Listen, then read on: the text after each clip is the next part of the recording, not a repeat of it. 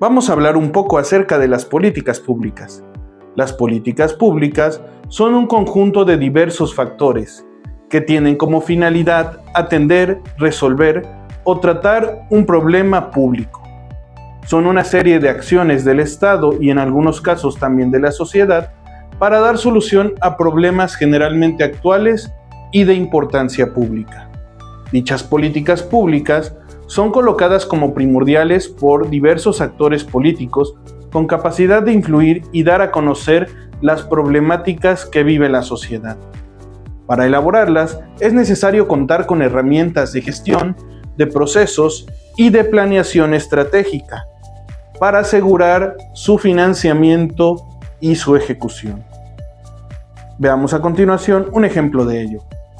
Un ejemplo de una política pública son aquellas que están destinadas a tratar problemas generales para toda la población, como el acceso universal y equitativo al agua potable. Ante la escasez de agua a causa de sequías, cambio climático, malos manejos de este vital líquido y falta de lugares de almacenamiento, es necesario poner a esta como una prioridad en la agenda política, para realizar acciones que lleven a mitigar los efectos de la escasez. Por ello, es necesario contar con agua limpia y saneamiento. Dentro de la Agenda 2030 para el Desarrollo Sostenible, encontramos que uno de los objetivos de desarrollo sostenible es el de agua limpia y saneamiento. Esta política pública va enfocada también a los objetivos del Plan Nacional de Desarrollo y del Plan Veracruzano de Desarrollo. En el Plan Nacional de Desarrollo se tiene en su eje de política social el construir un país con bienestar. Para ello es necesario contar con elementos indispensables como el agua. En el Plan Veracruzano de Desarrollo se menciona que el acceso al agua está disponible para el 86.5% de las viviendas, lo que significa que un gran número de personas aún no cuentan con ella.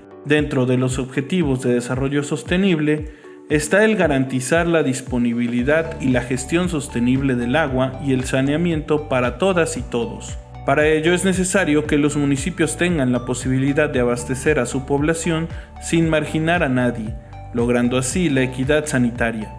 Para ello es necesario la ampliación de los sistemas de captación de agua, la presencia de más plantas potabilizadoras, plantas de tratamiento de aguas residuales, todo esto con la finalidad de garantizar a la población el acceso al agua. Al continuar hablando de las políticas públicas, debemos también hablar de las herramientas que nos van a permitir evaluarlas y saber si este programa está realmente cumpliendo con sus objetivos. Para ello vamos a hablar de los indicadores y cómo se desarrollan. Los indicadores son una característica específica, observable y medible que puede ser usada para mostrar los cambios y progresos que está haciendo un programa hacia el logro de un resultado específico.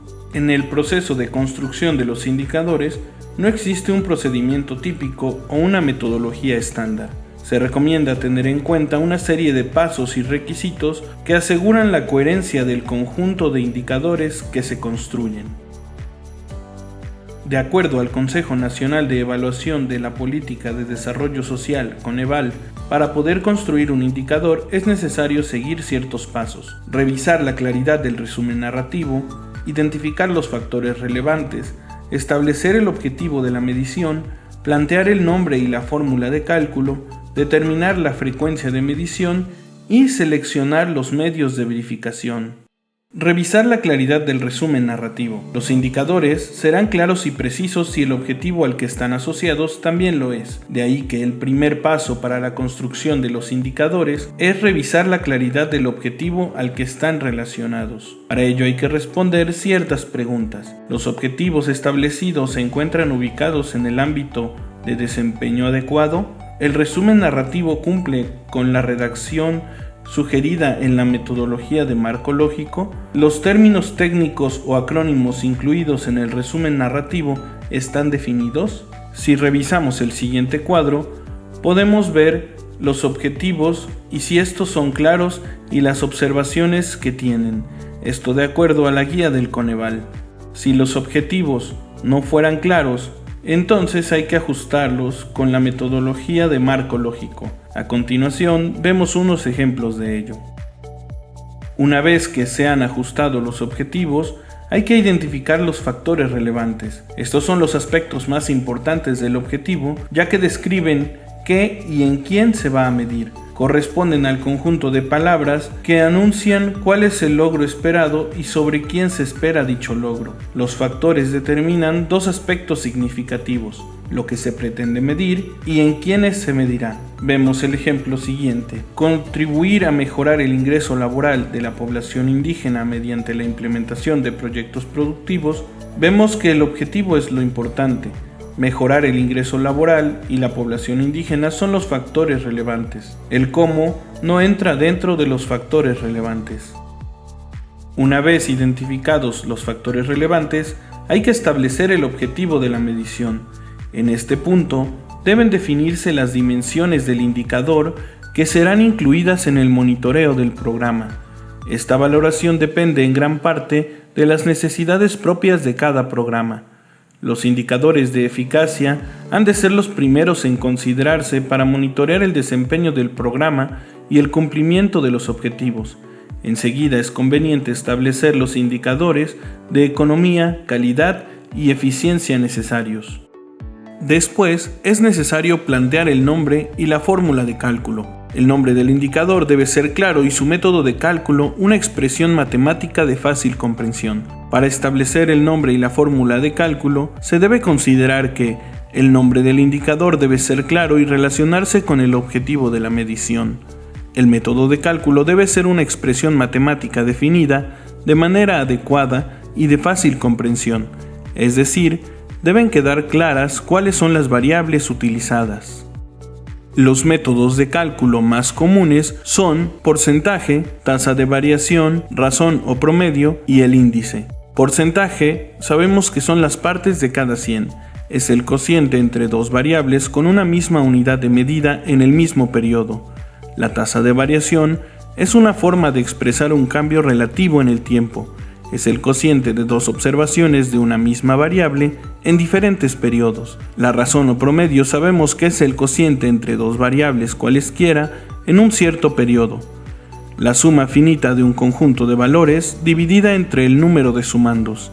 El índice es una medida estadística diseñada para estudiar las variaciones de una magnitud o de más de una en relación con el tiempo o el espacio. Es una información externa al programa con una metodología clara. Posteriormente, hay que determinar la frecuencia de la medición. No existe un criterio exacto para establecer la frecuencia de medición de un indicador, pero cuanto más alto es el nivel de objetivos, menor será su frecuencia de medición. Los programas se comprometen a actualizar la información del indicador y de sus variables conforme a lo dispuesto. La información del indicador es para el monitoreo de sus objetivos, pero también es un compromiso de transparencia.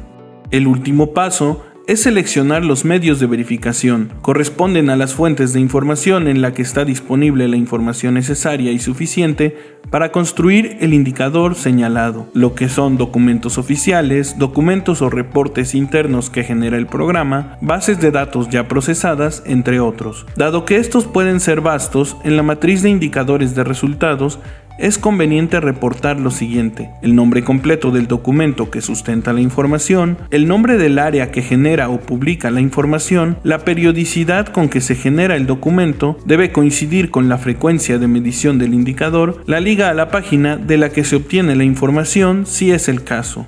Para establecer el medio de verificación hay que seguir ciertos pasos. Saber si la información la genera el programa o la institución. Si no, saber si la información la genera otra institución. Si no, es necesario saber si es mayor el beneficio que el costo de generar la información. Si este no fuera así, se debe replantear el indicador y utilizar un indicador proxy. Si lo anterior fuera así, entonces podemos establecer el medio de verificación. A continuación, podemos observar cuáles son ejemplos de medios de verificación correctos y cuáles no. Para darle valor a los indicadores, hay que saber que estos deben de ser claros, relevantes, adecuados, monitoreables, económicos y pueden poseer un aporte marginal. Estas son las características de un indicador de desempeño.